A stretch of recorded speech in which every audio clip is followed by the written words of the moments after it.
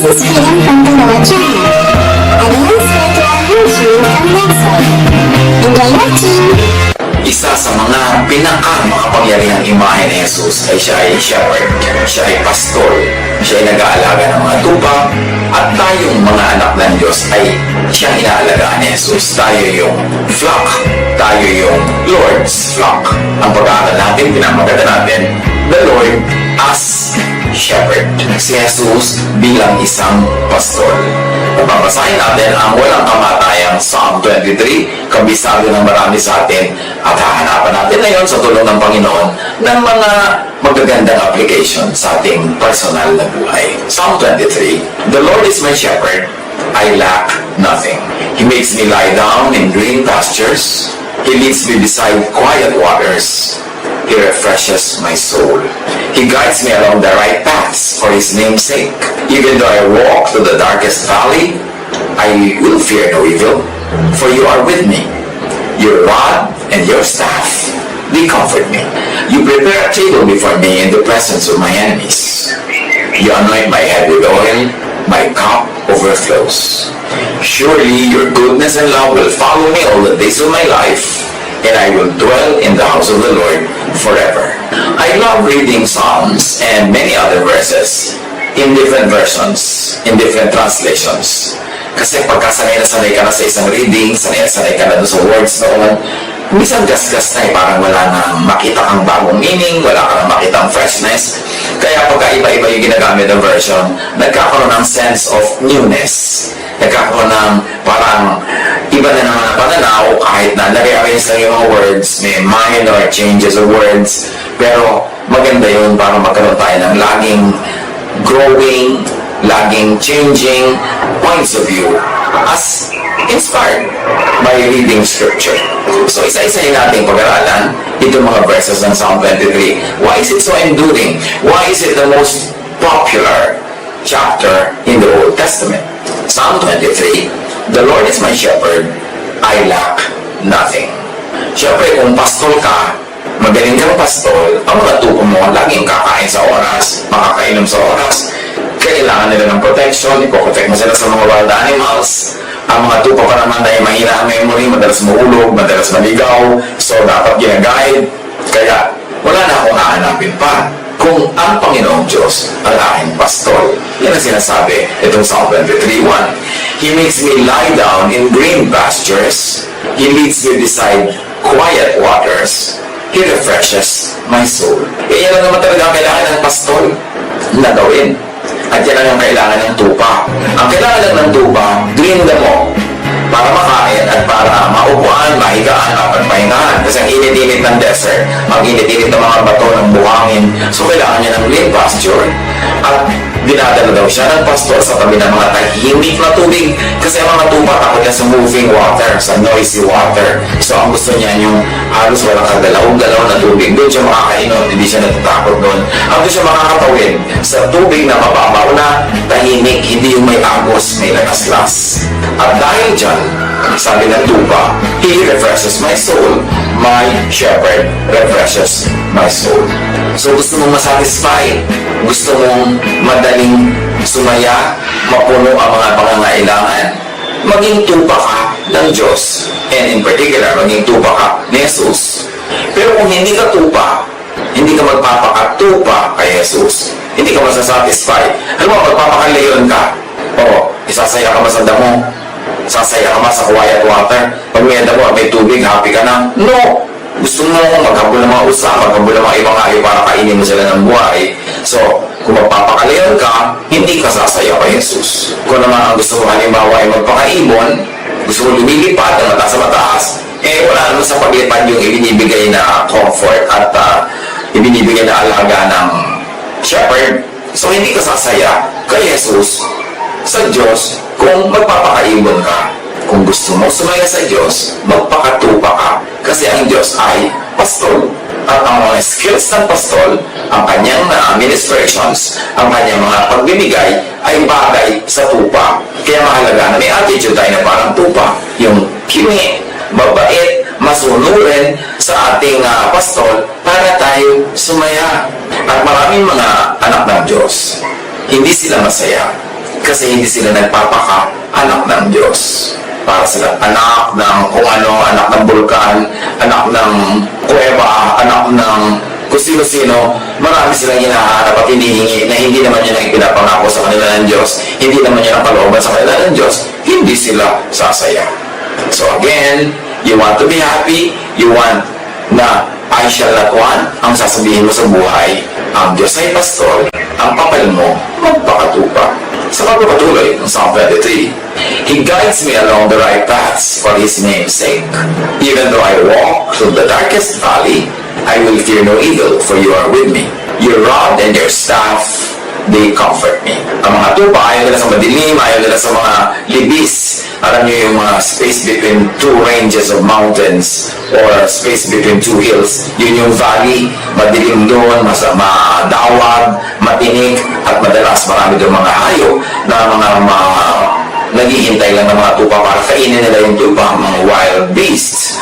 At yan ang nakakatakot na bahagi ng terrain. Pero sabi ng tupa, dahil Diyos ang aking pastol, hindi ako matatakot kahit dumadaan ako sa mga pinakamadidilim na libis. Kasi meron niya siyang rod, meron siyang staff. Yung rod at staff, hawak yan ng pastol. Yung pastol una, yung staff niya, yung liko na parang letter C, yung dulo, yan ay ginagamit niya para ang tupa ay hilahin sa leeg pagka yung nahulog sa bangin o nahulog dito. Panghila niya yan pagka mahuhulog na o kaya maliligaw, ibalik niya sa linya, ibalik niya sa tamang lugar. Pero yun naman rod, usually matigas na matigas yun. Yun ang pambaton niya sa mga wild animals na gustong agawin yung mga tupa, takayin at kainin.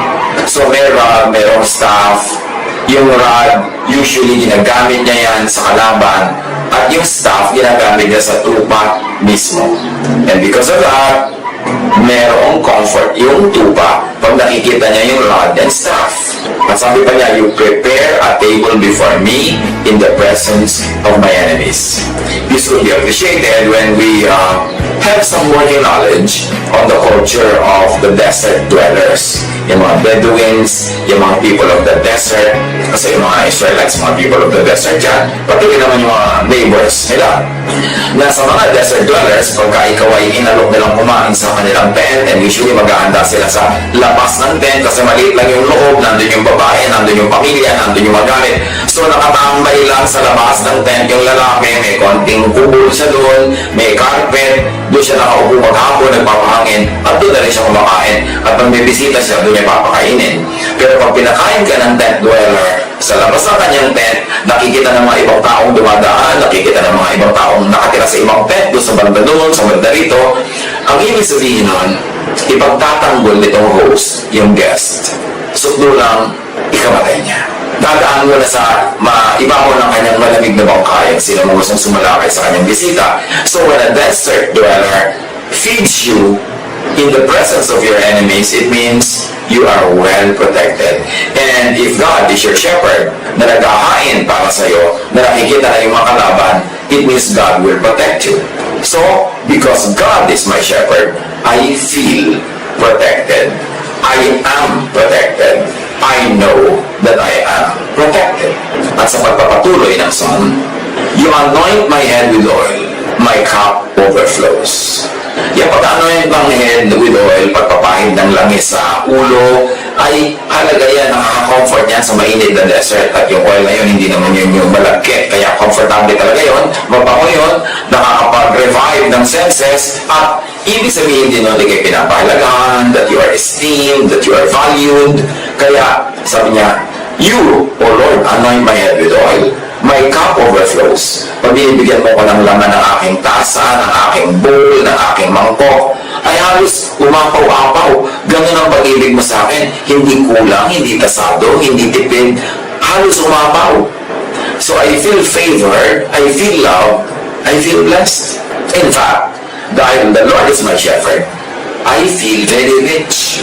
Kaya inaanoy pa yung head ko with oil, ang cup ko nag-overflow, ipinaghahanda ako ng pagkain pagkain na nakikita pa mismo ng aking mga kaaway. Dinadala ako sa mga carpet na green grass na fresh para ko kainin, para ko higaan, pagpahingahan. Dinadala ako sa quiet water, hindi basta water lang yung quiet. So pagka-quiet din kasi yung tubig, tumipining yung mga putik, yung mga alikabok. So ang linaw-linaw ng tubig dahil hindi ito gumagalaw, nagsesediment, at yung mga naiinom ng tupa ay first class water. So napakasarap kung ang Panginoon ang iyong pastol. Pero para maramdaman mo yung sarap na yun, kailangan magpakatupa ka. Tulad nga na nabanggit na natin, kung leon ka, hindi ka sasaya sa Panginoon. Meron siyang gagawin sa iyo, pero may gagawin ka rin. The role for you to play is to be sheep. And the Lord is the shepherd. At dahil sa lahat ng mga assurances na ito, sabi ng tupa, surely goodness and love will follow me all the days of my life, and I will dwell in the house of the Lord forever. Surely I will always have and enjoy your goodness and love. Surely I will always enjoy the security of your protection. Na kahit saan tayo pumunta, feeling ko nasa loob ako ng iyong bahay kasi ikaw yung lumulukog sa akin, ikaw yung kasama ko, ikaw yung protector, ikaw yung provider, at hindi ka lang basta nagpo-provide, hindi lang basta green grass, hindi loy-loy, hindi basta tubig, still water. So nare-refers ako. Therefore, surely, because you, God, are my shepherd and I am your sheep, I should also be good and loving to others. The application. I should also be protective of others. Kasi sabi ni Jesus, if you love me, you will follow my example. You will also love one another. By loving one another, you will show the world that you are my disciples. So kung ang Diyos ay shepherd mo, dapat shepherd tayo to each other, of each other. Kung inaalagaan tayo ng Diyos, dapat alagaan din natin ating kapwa, mag-alagaan din tayo. Yun ang conclusion nun, yun ang logical conclusion nun. The Lord is my shepherd, I shall not be in want. Therefore, I will also be my brother or my sister's shepherd, so they too will not be in want. The image of God is what Jesus personified. John 1:14, the Word became a human being and lived here with us.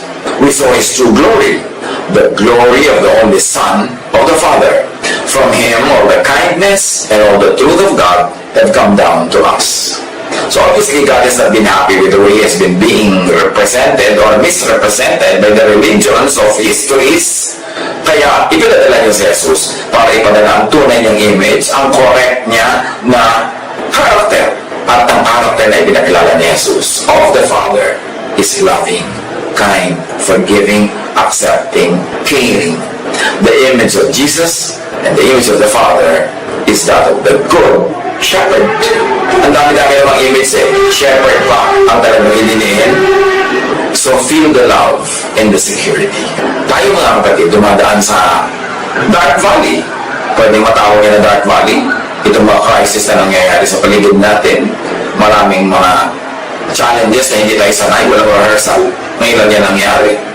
Maraming threats, maraming possibilities to be nervous, maraming mga dahilan para mag-alala, mag-worry. But remember, the Lord is our shepherd. We shall not be in want. He makes us lie down in green pastures. He leads us beside still waters. He restores our soul. He leads us in paths of righteousness for His name's sake. And so even though we walk through the valley of the shadow of death, we fear no evil. You prepare a table before me in the presence of my enemies. Ang halaga nun, na huwag tayong matakot na magutom, huwag tayong matakot na matalo ng kaaway, because the Lord, as shepherd, prepares a table before us in the presence of our enemies. You anoint my head with oil, O Lord. My cup overflows.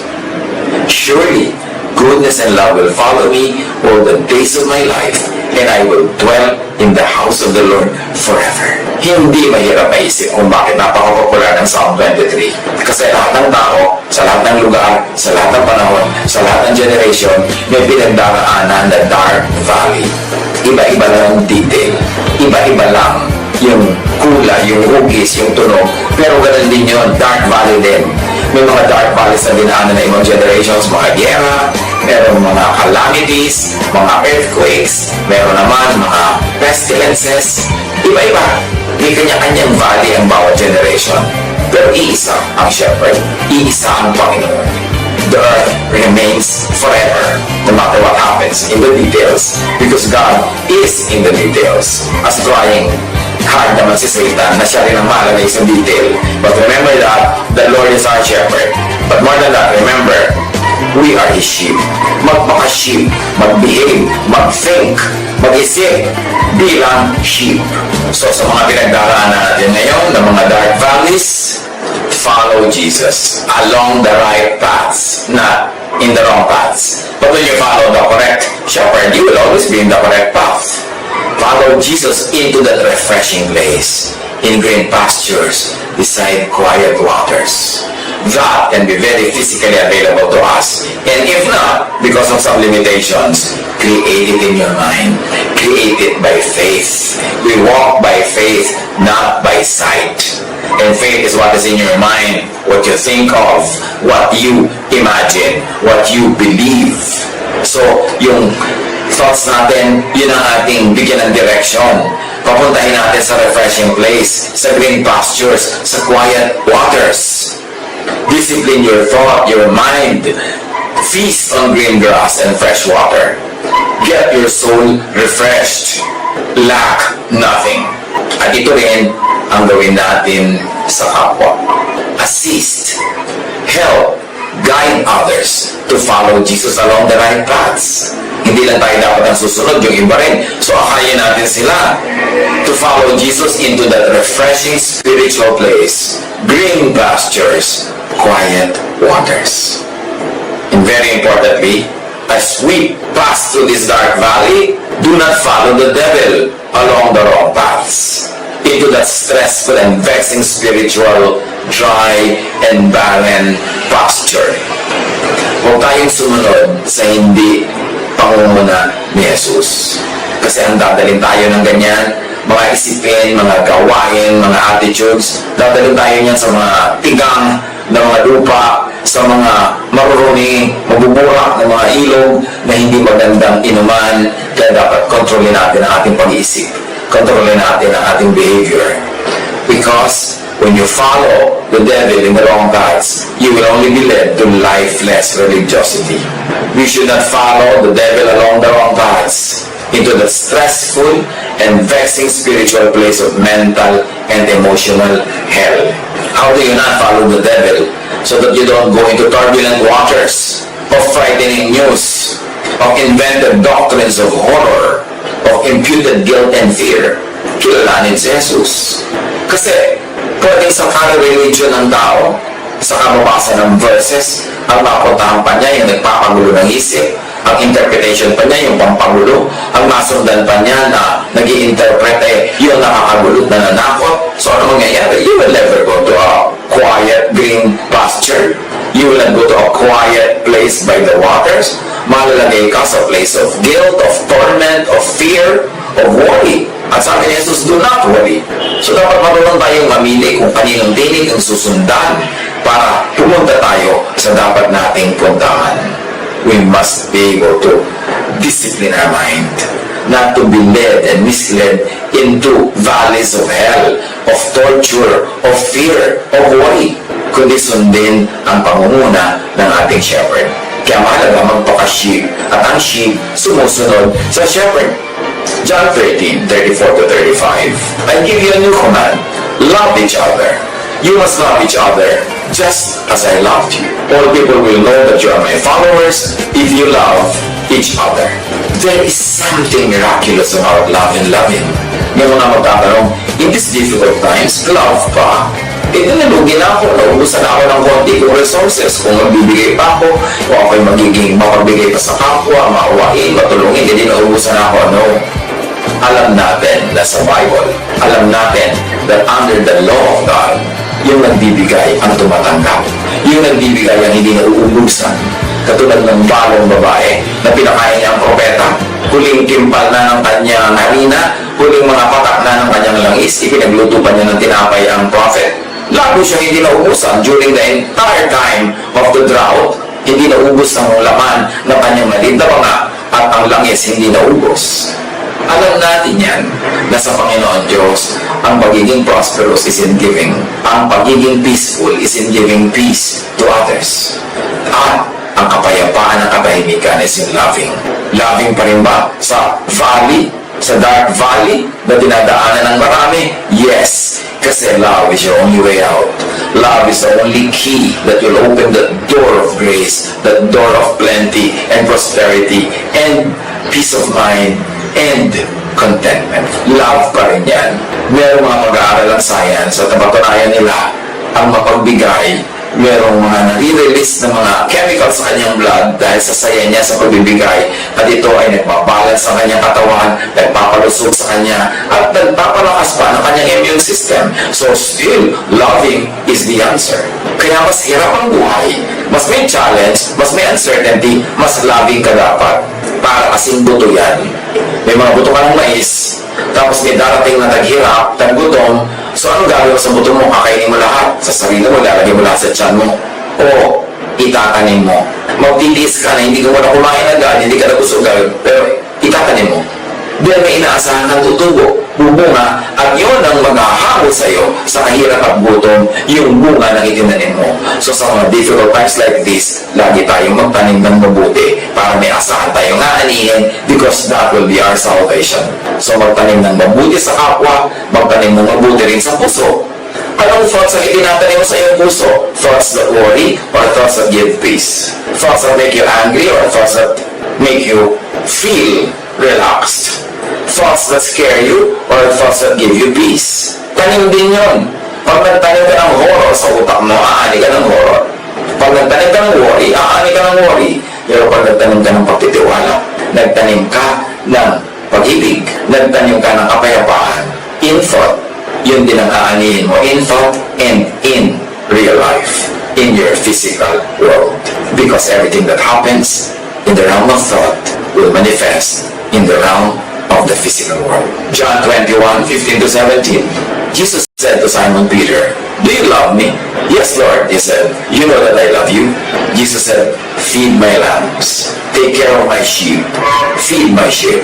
In other words, if you love Jesus, be a shepherd to others. It's our love for Jesus that keeps us safe. It's God's love through Jesus that secures us and saves us. Now, that same love, we should operate for the salvation, for the peace, for the well-being of others. The love that you give away is the love that comes around, goes back to you. It is the same love that you keep. The shepherd's love. Be sheep to Jesus and be shepherd to other people. Hanapan natin yan ng mga application para sa ating sariling katatahimik, ikakapayapa, at magiging mabunga na gawain natin kahit dumadaan tayo sa dark valley na ito. God bless us all.